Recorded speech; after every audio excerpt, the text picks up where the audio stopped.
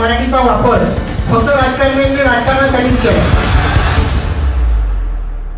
आवाज सोडून टाका। आपण 100% मराठीचा वापर केला पाहिजे। तुम्ही चांगल्या दर्जाच्या मराठी माध्यमाच्या शाळांमध्ये आपल्या मुलांना शिकवा। मराठी माणूस कसा पद्धतशीरपणे या मराठी शहरातून संपवला जात आहे।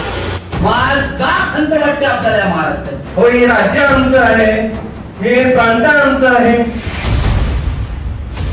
आपला मराठी माणूस कसा बोलू दे त्याचा विचार करा। मराठी रक्त बोललं नाही पाहिजे, पण तुम्हाला कोणी हरवू शकत नाही। थोडं आक्रमक व्हायची गरज कुठेतरी आज झालेली आहे। मला वाटतं सर्वांनी आता रस्त्यावर उतरण्याची गरज आहे। मी लढाई लढतोय सत्याच्या विरुद्ध, राजकीय लोकांच्या विरुद्ध। तर लढाई लढणारा सैनिक आहे, पण मराठी बळी आहे आणि बळी आहे हे दोन प्रकारचे लोक मराठी भाषेचा द्वेष करतायत। त्यांच्या बंदोबस्ताची गरज आहे।